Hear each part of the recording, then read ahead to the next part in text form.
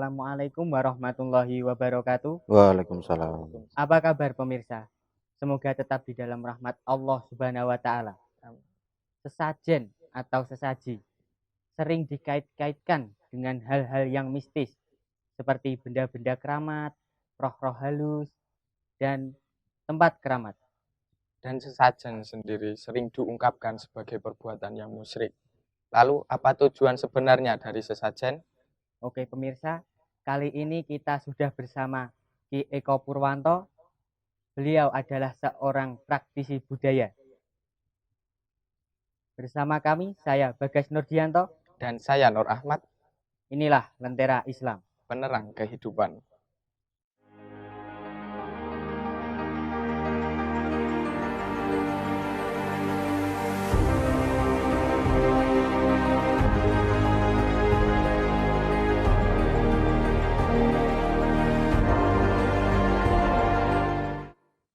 Oke pemirsa, masih bersama kami di acara Lentera Islam. Kali ini kita sudah bersama Ki Eko Purwanto, seorang praktisi budaya yang akan menjelaskan tentang makna sebenarnya dari sesajen dan tujuan maksud dari sesajen. Oke, langsung saja kita sapa beliau. Assalamualaikum Ki. Waalaikumsalam warahmatullahi wabarakatuh. Lalu bagaimana ini kesibukan dari Aki sendiri? Wah, kesibukan ya biasa, Mas. Seperti hari-hari sebelumnya ya, ngajar, melakukan kegiatan-kegiatan seni. Mungkin Pak Eko bisa memberikan sedikit pengertian mengenai tentang sajen ini. Iya. Jadi kalau kita bicara sesajen, ini karena agak sensitif ya, jadi harus saya jelaskan dari awal, mudah-mudahan waktunya cukup, mengingat waktu kita cukup singkat gitu ya. Jadi gini Mbak, Mas, sesajen itu kita harus mundur sekian ratus tahun yang lalu, bahwa di Nusantara kita tercinta ini unik sekali, karena sesajen ini meskipun ada di negara lain tetapi tidak seunik di negara kita, ya di Nusantara. Nah di Nusantara ini ratusan tahun sebelum Masehi, itu masyarakat Nusantara, terutama masyarakat Jawa, itu telah memiliki sebuah keyakinan monoteisme yang kemudian disebut sebagai Kapitayan. Ini jauh sebelum Hindu Buddha masuk, apalagi Islam dan Nasrani.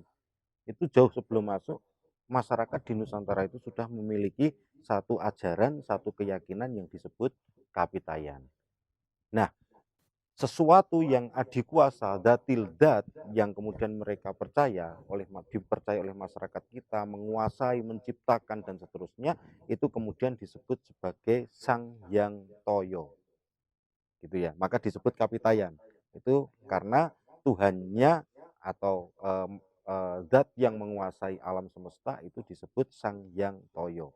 Nah, konsep ketauhidan masyarakat Nusantara itu jauh sebelum Hindu, Buddha, Islam dan seterusnya itu sudah mengacu pada konsep ketauhidan. Maka Sang Hyang Toyo ini dikonsepkan secara tauhid sebagai Tan Keno Kinoyo Ngopo, yang artinya penguasa alam itu maha tunggal, tidak bisa dijangkau oleh indera, tidak bisa dibayangkan, tidak bisa diperumpamakan apapun. Jadi awang-awung Sang Hyang Toyo itu hampa. Hampa bukan berarti tidak ada, tetapi tidak bisa dijangkau oleh indera manusia. Itu pada awalnya seperti itu. Nah, maka masyarakat kemudian membutuhkan sesuatu agar bisa menghadirkan Sang Hyang Toyo. Dan Sang Hyang Toyo sendiri juga mempribadikan dirinya agar bisa dikenal oleh manusia. Karena Sang Hyang Toyo ini awang-awung, kalau Sang Hyang Toyo tidak memperkenalkan kepada manusia, maka manusia juga tidak akan mengenalnya. Nah, disinilah kemudian muncul karya seni yang berasal dari bahasa Sanskerta sani, artinya pemujaan. Karena di dalam ajaran Kapitayan itu ada 4 tingkatan manusia. Yang pertama adalah tingkatan tutuk. Tingkatan tutuk ini adalah ketika manusia sudah bisa langsung bertemu dengan Sang Hyang Toyo tanpa melalui perantara apapun. Kemudian tingkatan yang kedua disebut manusia tuhu. Manusia tuhu ini dia ingin ketemu Sang Hyang Toyo, tetapi masih mengharapkan kebaikan-kebaikan Sang Hyang Toyo. Jadi kalau di era modern seperti ini misalnya gini loh, kita itu masih mengharapkan masuk surga, kita masih mengharap. Kalau yang tutuk tadi sudah nggak mengharapkan apa-apa, yang penting aku bersama Sang Hyang Toyo. Tapi kalau tuhu, aku pengen bertemu Sang Hyang Toyo agar masuk surga, agar ketemu bidadari atau apa gitu ya. Jadi masih punya keinginan-keinginan untuk alam berikutnya, alam wasono namanya gitu. Nah, kemudian yang ketiga ini disebut tanggung. Nah, orang dalam level ini dia itu juga menyembah Sang Hyang Toyo, menginginkan sesuatu seperti level tuhu, tetapi dia masih membutuhkan kebutuhan dunia gitu. Jadi kalau tuhu tadi tidak jadi gini ya, yang tutuk tadi pokoknya bersama Sang Hyang Toyo. Itu tingkatan yang Tingkat yang pertama. pertama. Yang kedua, ini bersama Sang Hyang Toyo untuk mendapatkan, nah gitu ya, kebaikan di alam wasono atau kalau kita menyebutnya di alam akhirat gitu ya. Kemudian yang tangguh, ini dia juga pengen ketemu Sang Hyang Toyo, pengen mendapatkan surga atau apa namanya, kebaikan-kebaikan di alam wasono, tetapi dia di dunianya juga masih mempunyai kebutuhan. Dia butuh untuk dihormati, dia butuh untuk dikagumi. Nah, ini tingkatan yang ketiga. Maka hasilnya nanti orang ini akan mendapatkan kehormatan, tetapi sesungguhnya secara hakikat dia barulah manusia tingkat yang ketiga. Kemudian tugung, ini level terbawahnya, di mana manusia level ini sangat membutuhkan media untuk bisa menghadap Sang Hyang Toyo. Maka kemudian muncul arca itu loh Mas. Muncul arca, kemudian muncul patung, muncul pohon besar. Karena apa? Sang Hyang Toyo ini memiliki sifat baik yang disebut tu dan memiliki sifat jelek yang disebut to. Gitu. Jadi Tuhan itu kan maha baik tapi juga maha buruk juga. Maha menciptakan tapi juga maha menghancurkan. Jadi ini tauhid ini sudah terpatri jauh ratusan tahun sebelum Hindu, Buddha dan agama-agama lain itu datang ke kita. Nah, sesajen ini sangat erat dengan level yang keempat tadi. Gitu kan? Karena dia butuh media gitu loh, butuh media untuk mendekatkan dirinya kepada Sang Hyang Toyo gitu. Maka kemudian ada karya seni berupa lukisan. Ada karya seni berupa patung. Nah, seni itu dari kata sani yang artinya pemujaan. Ini yang kemudian mohon maaf saya ini sedikit menggebrak dari sejarah gitu ya. Karena kalau di buku-buku pelajaran sejarah itu kan nenek moyang kita itu kan menganut animisme dan dinamisme. Padahal itu tidak. Karena apa? Menganut animisme berarti menyembah roh nenek moyang. Dinamisme berarti menyembah kebendaan gitu ya. Ada batu, ada patung, berhala atau apa. Nah, konsep Kapitayan yang merupakan ajaran paling awal di Nusantara ini, mereka adalah menyembah Datildat, mereka menyembah Sang Hyang Toyo. Cuma untuk mendekatkan diri kepada Sang Hyang Toyo agar di perasaan ini lebih kalau bahasa kita kusuk mungkin gitu ya. Kusuk itu yakin. Ya, lebih yakin gitu mungkin merasa agar lebih dekat, maka kemudian mereka menciptakan sesuatu yang ketika dia menyembah sembahyang itu kan menyembah marang hyang. Artinya tunduk patuh kepada dalam tanda kutip Tuhan tadi itu di depan mungkin lukisan, di depan mungkin patung agar dia lebih kusuk gitu. Analoginya sama gitu loh. Dan sampean misalnya, sampean mencintai seseorang itu. Terus ketika belajar fotonya diletakkan di meja belajar agar ketika sampean belajar itu lebih semangat, lebih apa gitu kan, bisa gitu ya. Itu analogi kiasnya seperti itu. Nah, ketika dia berada di depan entah itu patung, entah itu apa, tapi yang bersifat karena itu baiknya, maka nanti sesajen itu wujudnya adalah tumpeng, gitu kan. Kemudian yang dianalogikan untuk mendekatkan diri kepada Tuhan itu disebut tugu. Lalu benda-benda yang disebut tumbak, tunggul, dan seterusnya yang memakai kata-kata itu merupakan manifestasi dari Sang Hyang Toyo yang bersifat baik gitu ya. Nah, jadi sesajen itu ketika zaman itu maka dipergunakan untuk mendekatkan diri, sarana mendekatkan diri kepada Sang Hyang Toyo. Ini pra agama-agama masuk ke Nusantara gitu ya Mas ya. Jadi sebelum Nah, adanya keluarga iya betul. agama Betul di sebelum dalam Nusantara. Iya, sebelum adanya agama yang sekarang kita sebut agama, karena Kapitayan ini juga ajaran, bisa juga disebut agama. Ini Cuman mohon aliran maaf, kepercayaan atau ajaran Mas, ajaran. Jadi mohon maaf, sebetulnya Kapitayan ini adalah justru kalau kita sebut agama dalam tanda kutip ini agama yang tertua di Nusantara. Cuman mohon maaf ini tidak diakui oleh pemerintah sekarang. Kan gitu ya. Justru yang diakui oleh pemerintah sekarang ini kan agama-agama impor semua, gitu kan. agama-agama baru. Hindu, Buddha itu impor dari India, Islam impor dari Arab, Nasrani impor dari Timur Tengah juga dari Palestina kan. Nabi Isa, Yerusalem itu kan Palestina itu. Kemudian Konghucu juga sekarang diakui di eranya Gus Dur ini impor juga dari Cina. Sementara Kapitayan, Kejawen kan justru tidak ada di kolom KTP-nya kan gitu ya Mas ya. Jadi ini lucunya Nusantara tapi uniknya Nusantara seperti itu. Nah, kembali pada sajen tadi, kalau kita melihat secara KBBI, Kamus Besar Bahasa Indonesia, itu sajen artinya adalah bunga-bungaan atau makanan yang dipersembahkan. Seperti itu. Nah, yang jadi masalah adalah kita itu sering, atau sekarang masyarakat modern ini sering salah sangka. Dikiranya ketika menghadirkan sesaji, dengan sajen itu dari kata-kata sesaji, dari kata-kata sajian yang artinya menghaturkan. Nah, yang dihaturkan itu sebetulnya yang dinilai bukan wujud sesajinya sebetulnya, tetapi adalah bagaimana manusia mau mengorbankan sesuatu untuk zat yang maha kuasa. Gitu loh Mas.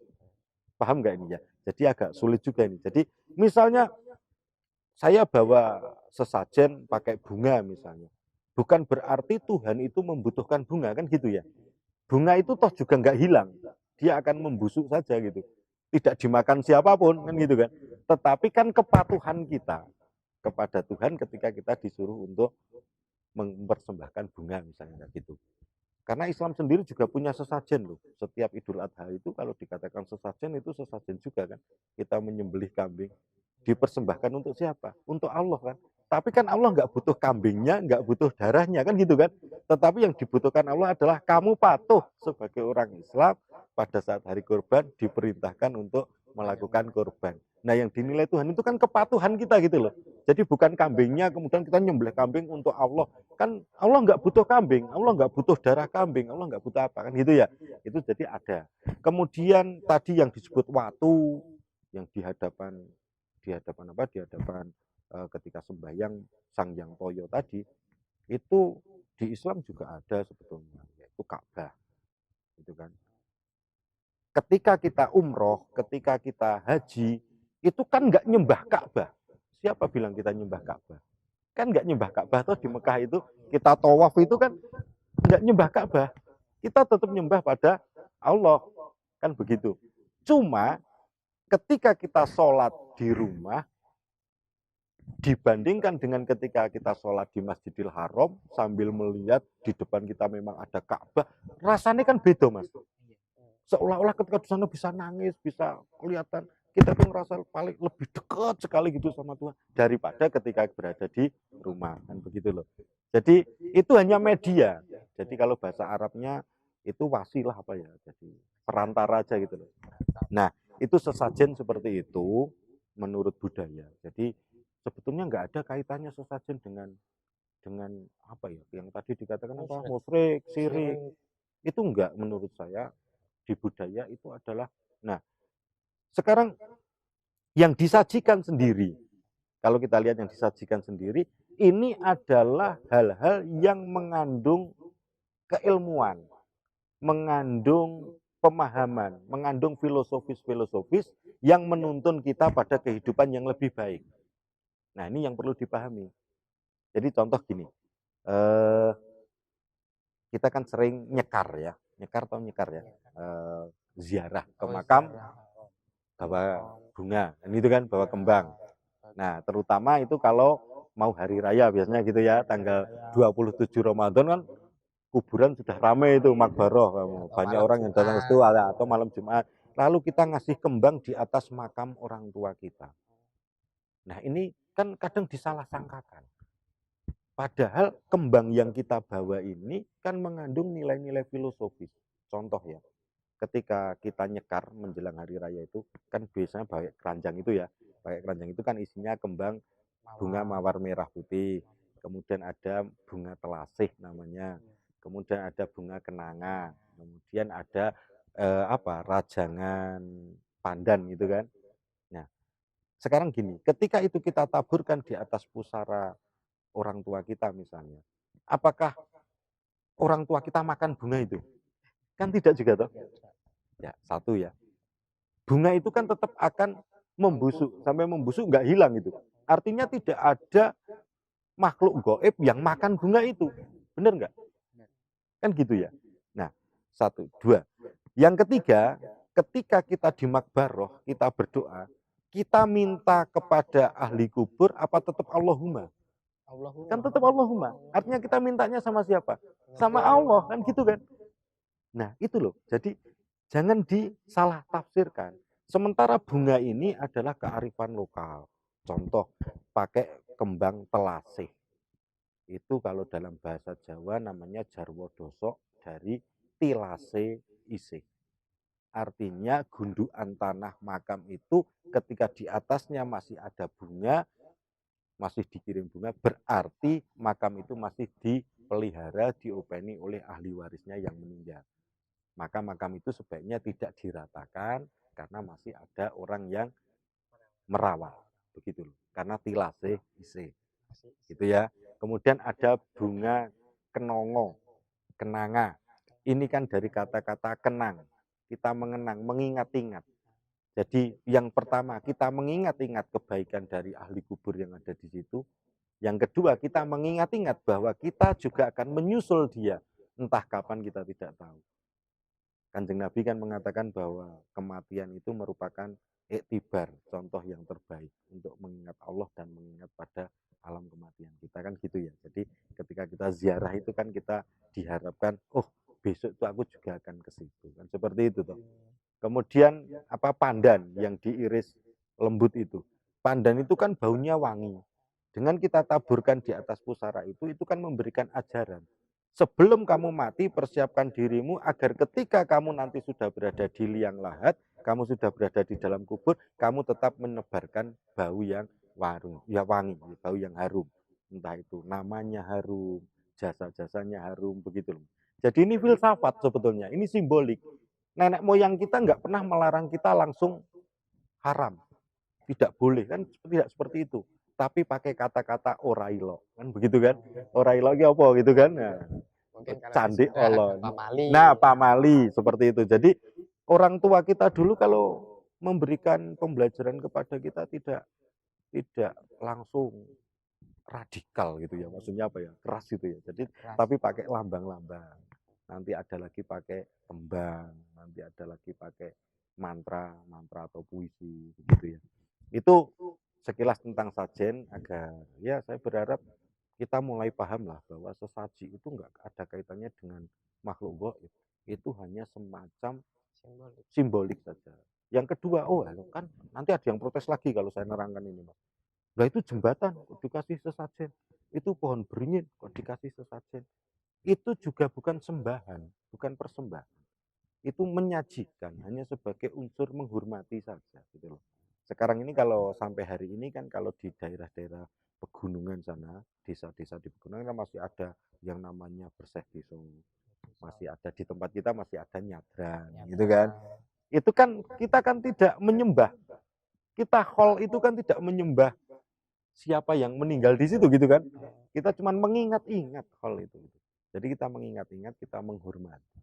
Maka kemudian di sana kita bawa perlengkapan gitu ya. Jadi ada tumpeng. Tumpeng itu kenapa yang ada tumpeng kan cuma di Nusantara. Nasi putih lancip gitu kan, seperti kerucut. Karena tumpeng itu jarwo dosok dari tumungkulo sing mempeng.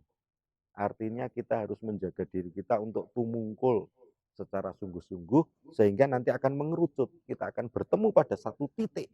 Disitulah Dzatil Dzat. Waktu dulu disebut Sang Hyang Toyo. Bagi Islam disebut Allah Subhanahu wa taala. Bagi Hindu disebut Sang Hyang Widiwasa Ida Betara gitu.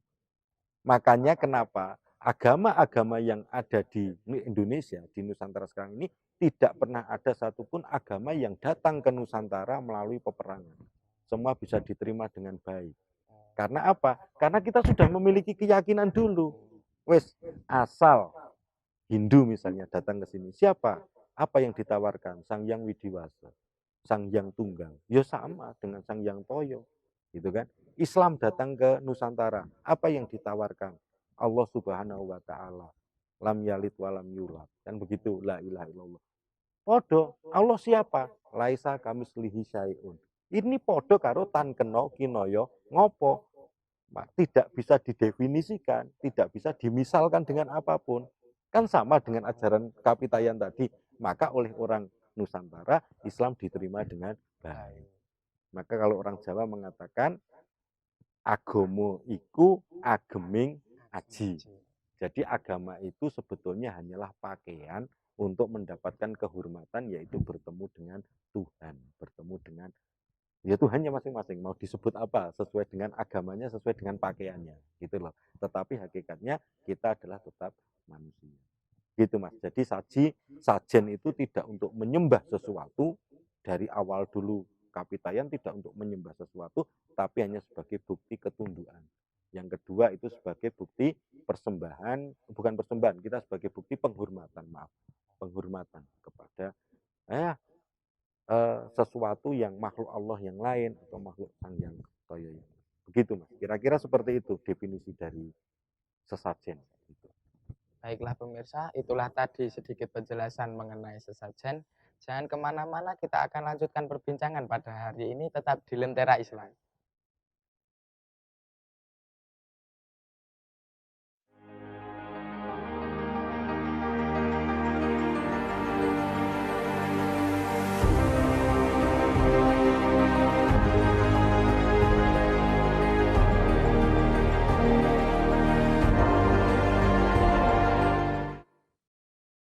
Baiklah pemirsa, terima kasih pemirsa masih bersama kami di Lentera Islam.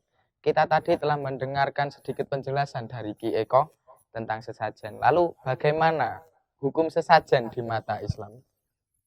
Hukum sesajen di mata Islam itu Mas ya. Baik, jadi begini. Ini berlanjut tentunya ya. Setelah tadi Kapitayan, kemudian masuk agama yang tertua berikutnya adalah agama Hindu, kan gitu ya. Di mana Hindu itu mengenal keberadaan para dewa-dewa dan seterusnya. Termasuk tetap melakukan sesajen tadi, gitu ya. Meskipun sudah saya jelaskan tadi tujuannya tidak untuk melakukan penyembahan terhadap batu atau terhadap pohon atau terhadap enggak, tetap menyembahnya kepada Tuhan, tetapi melalui perantara atau agar lebih khusyuk, lebih dekat seperti itu. Nah, dari Hindu kemudian Buddha, kemudian yang ketiga adalah Islam.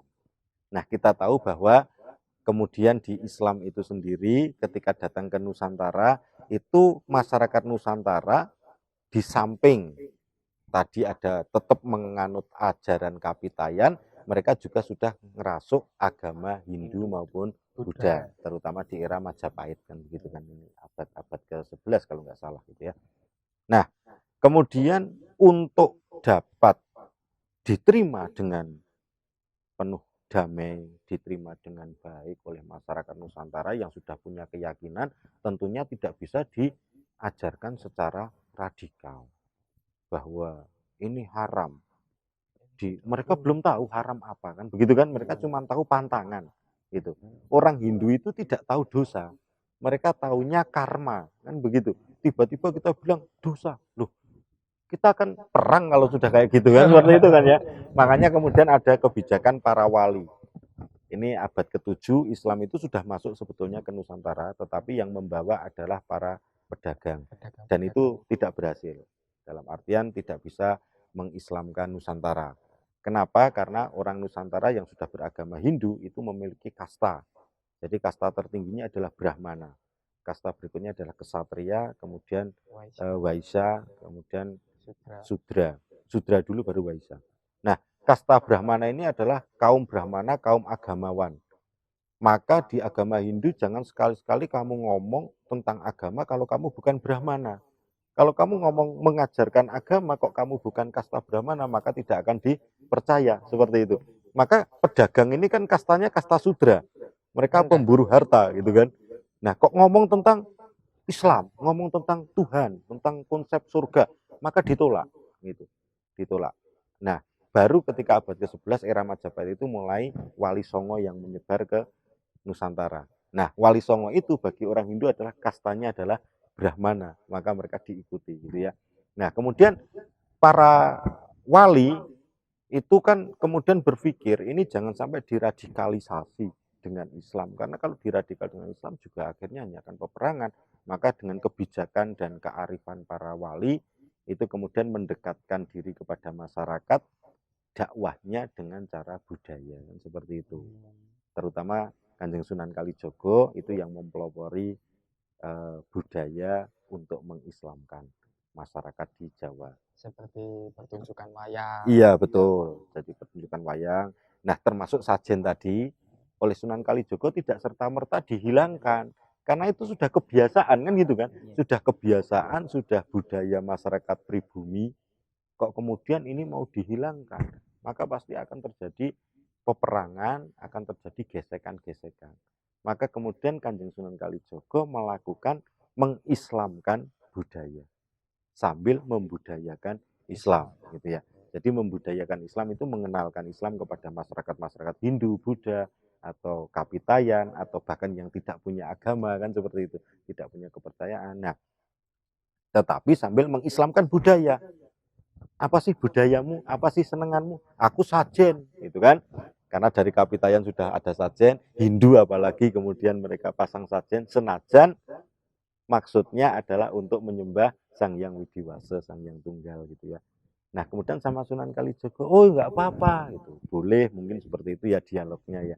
Tapi kemudian dirubah, yang tadinya pakai mantra kemudian menjadi membaca Al-Qur'an.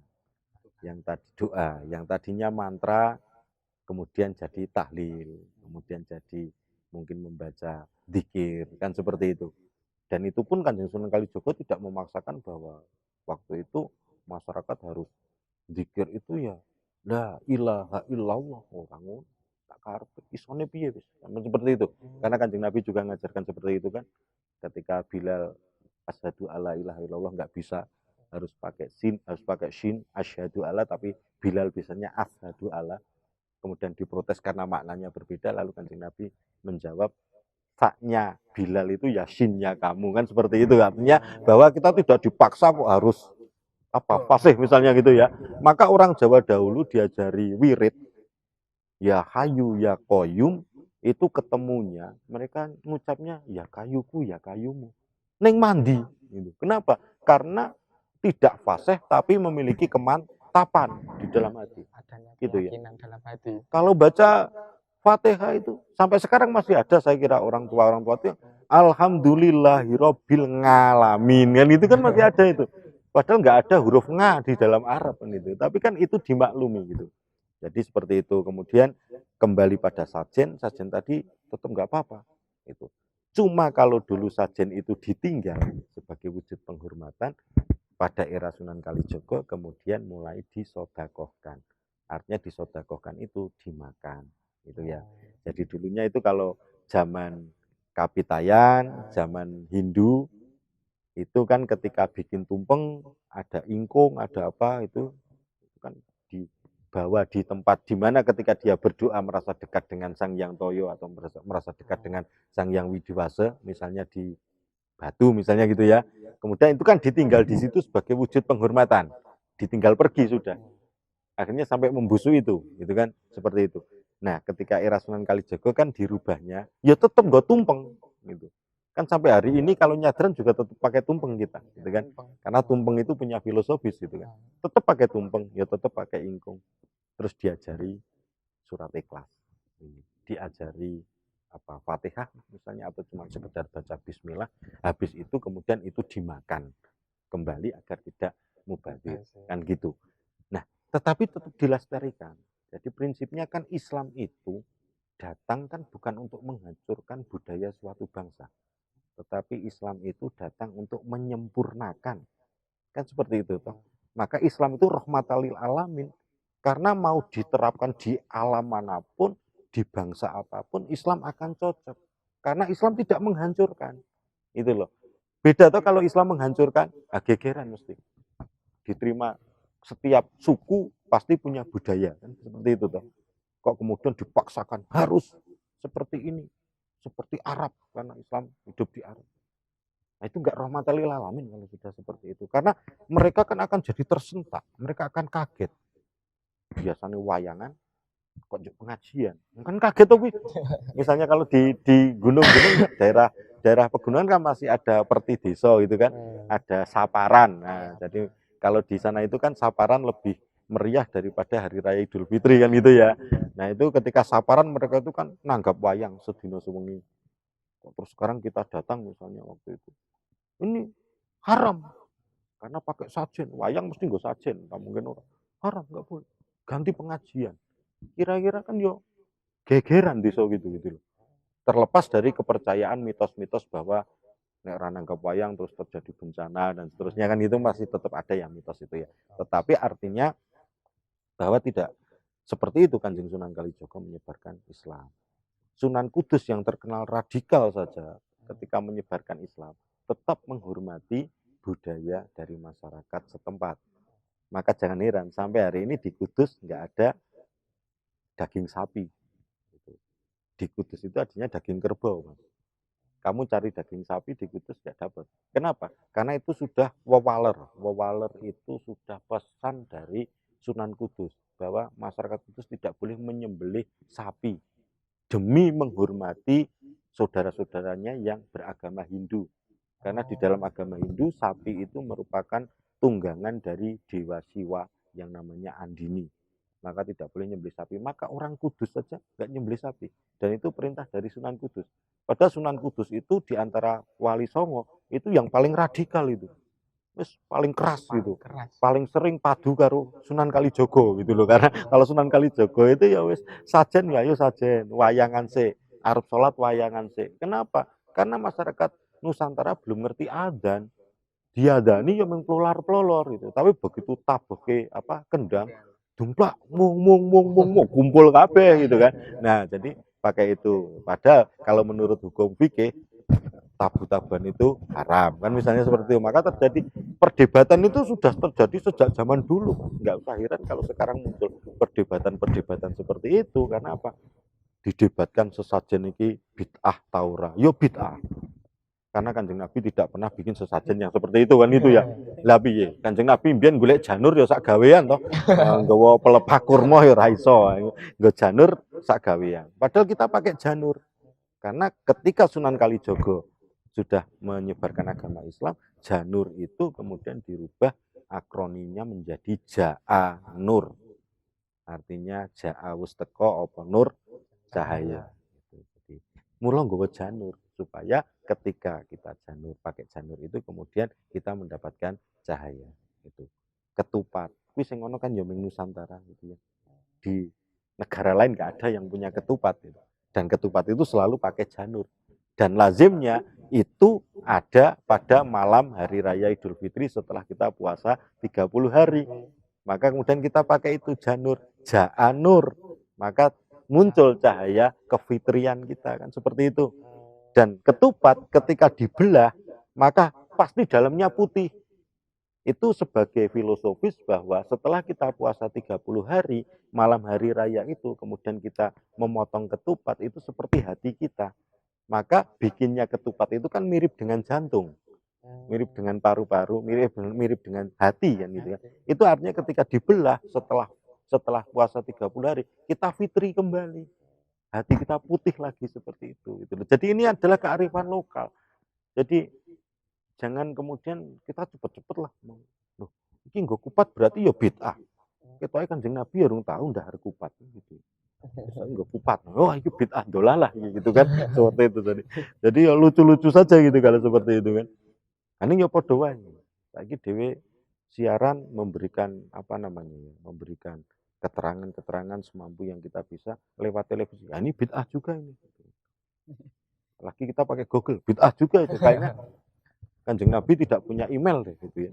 Apa Facebooknya Nabi Ibrahim itu ya gitu.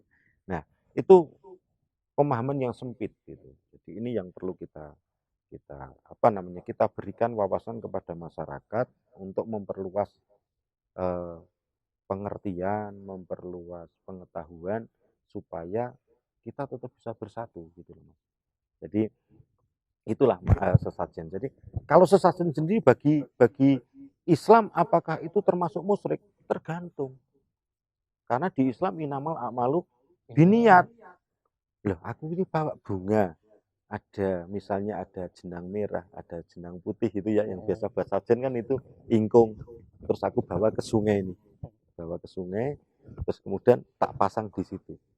Niatku apa? Gitu. Apakah kemudian aku meminta kepada selain Allah, misalnya penunggu sungai itu, misalnya kayak gitu, maka kalau itu yang terjadi ya itu musyrik 100%, karena kita menyekutukan Allah, kan gitu toh. Tapi kalau kita bakar menyan, saya itu hampir setiap malam Jumat bakar menyan, Mas. Bakar menyan, wah ini musyrik juga loh. Enggak, karena saya bakar menyan nggak punya maksud apa-apa kok. Ya usmen ben wangi wah gitu. Karena kenapa orang Jawa membakar menyan? Karena dulu belum ada parfum gitu. Mungkin kalau sudah ada parfum gantian nggak pakai parfum tapi pakai menyan. Itu kan. Nah, buktinya orang mati sekarang dikasih parfum kok. Kapur baru sama parfum karena memang sudah ada parfum. Di zaman semono kan yang ngono parfum. Onone menyan diobong. Nah, ini yang perlu kita diskusikan berulang kali dengan siapapun bahwa sesajen itu tergantung niat kita juga. Yang kedua, musyrik atau syirik itu kan letaknya di hati, teman. Yang tahu siapa? Hanya Allah dan orang tersebut, kan gitu. Niatnya apa? Sama nggak ngerti tuh. Saya ini misalnya musyrik apa tidak gitu. Dari mana Anda ngerti saya musyrik? Oh, Pak Eko ngobong menyan. Duh, saya ngobong menyan, niat saya cuma untuk mengharumkan ruangan, apa ya musyrik? Kan ya enggak. Dan Allah tentu tidak akan ngecap saya musyrik karena saya memang niatnya adalah hanya untuk pengharum ruangan. Kan gitu. Padahal kita nggak bisa ngerti nih niat dari seseorang, hati dari seseorang kita nggak ngerti. Kan seperti itu. Jadi musyrik dan syirik itu kan letaknya di hati, bukan letaknya di fisik, di perbuatan yang kelihatan. Meskipun perbuatan bisa juga sih jadi tanda-tanda syirik, tapi kan tidak 100% gitu ya. Kembali pada sajen tadi. Seperti itu Mas, saya kira itu kalau Islam sih yang dilarang oleh Islam adalah ketika menyekutukan Tuhan, menyembah kepada selain Allah, kan gitu toh, itu yang dilarang gitu. Tapi masalah modelnya mau seperti apa, enggak masalah selama tidak ada yang dilarang. Jadi kalau ibadah magdoh itu kan kita hanya boleh melaksanakan yang diperintahkan saja, ya toh. Tapi selain ibadah magdoh, maka kita boleh melakukan asal tidak ada larangannya, seperti itu. Dan larangannya tidak mungkin spesifik dalam hal budaya, karena semua bangsa-bangsa itu pasti memiliki budaya. Indonesia, Nusantara saja memiliki hampir 30.000 suku, yang masing-masing suku pasti punya budaya, punya peninggalan perilaku adat istiadat yang diwariskan dari generasi ke generasi oleh nenek moyangnya, kan seperti itu ya. Itu maka kembali lagi pada filosofis Jawa tadi bahwa agomo itu adalah ageman, agomo itu adalah pakaian. Nah, jadi itu yang harus memang betul-betul lah. Ini agak ribet kalau tidak kita diskusikan. Maka kemudian kemarin ada wacana Islam Nusantara, santri Nusantara. Itu kan bukan aliran baru Islam, gitu ya. Itu adalah Islam yang berada atau dianut oleh Nusantara, gitu kan. Kemudian bagaimana dengan adat istiadatnya? Itu asimilasi. Maka tadi yang saya contohkan ketika kita ziarah kubur, itu ada peristiwa agama, ada peristiwa budaya. Gitu ya. Peristiwa agamanya adalah ketika kita sampai makbaroh lalu kita a'udzubillahi minasyaitonirrajim ila hadarati, baca yasin, baca tahlil sampai pada doa selesai. Karena itu permohonan kita kepada Allah. Tapi ada peristiwa budaya yaitu dengan kita menaruh bunga berbagai macam itu di atas kuburan dari orang yang kita ziarahi. Di mana tadi sudah saya terangkan filosofis dari bunga itu seperti itu. Gitu. Kemudian kita lahiran. Lahiran itu kalau memberi nama, itu kan yang bagi orang Islam itu kan kita membaca berjanji atau kalau tidak membaca dibaan. Kemudian nanti ketika srokal itu bayinya digendong, ya kan, digendong dibawa keluar, dikasih payung, kemudian nanti sama ulama sama kiai itu akan dipotong rambutnya sedikit, diletakkan di mangkok, mangkoknya itu kan dikasih telur Jawa itu kan mentah, kemudian ada bunga setaman atau kembang setaman. Nah ini dua peristiwa juga. Ini adalah peristiwa Islam, peristiwa agama ketika kita membaca berjanji. Kita membaca sejarahnya Kanjeng Nabi itu. Berarti kan kita peristiwa agama. Kita berdoa kepada Allah, kan tetap Allahumma, maka ini peristiwa agama. Yang kita sembah tetap Allah. Tapi kemudian kita membawa mangkok yang berisi air, berisi telur, berisi bunga, ini adalah peristiwa budaya, di mana ini adalah simbol-simbol. Ini adalah sanepo kalau bahasa Jawa itu. Jadi simbol-simbol yang memiliki nilai-nilai filosofis. Itu banyak banget sebetulnya di tempat kita itu kearifan-kearifan lokal yang memang itulah yang disebut dengan budaya. Jadi sekali lagi kalau ditanyakan bagaimana hubungan budaya dengan Islam, ya hubungannya baik-baik saja. Itu kita jawab gitu aja. Lalu bagaimana pandangan Islam terhadap sajen tergantung niatnya. Nah, menurut saya gitu. Jadi asal sajen itu niatnya hanya untuk sesaji sebagai penghormatan saja, bukan sebagai penyembahan, maka saya kira itu tidak ada masalah. Apalagi kalau setelah didoakan, kemudian dimakan bareng-bareng, diantarkan ke tetangga, itu kan malah sodakoh kan gitu loh. Jadi nggak apa-apa toh. Gitu. Nyadran kan seperti itu sekarang. Nah, kita pakai tenong, pakai tumpeng, ada ingkung, ada macam-macam. Kemudian dibawa bareng-bareng orang satu kampung, satu desa itu. Kemudian di situ ndonga bareng-bareng, ada yang memimpin.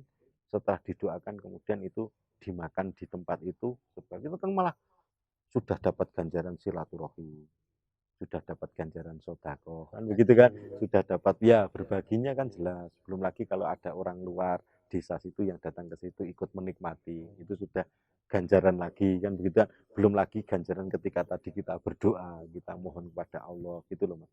Jadi padahal itu kalau kita bawa dari rumah itu bentuknya ya bisa dikatakan sebagai sesaji. Kita pakai apa namanya tampah, di tengahnya ada tumpeng, lalu ada ingkung, lalu ada apem, ada jenang abang, jenang putih. Ini kan sesaji juga. Tetapi kemudian atas karunia Allah Subhanahu wa taala melalui Sunan Kalijogo, melalui para wali songo, itu kemudian itu bisa disempurnakan untuk kemudian tidak bertentangan dengan syariat Islam. Jadi kita tetap Islam, tapi Islam yang tetap berbudaya. Gitu. Jadi karena sekali lagi Islam kan bukan Arab Saudi kan gitu. Islam itu bukan Arab, hanya Islam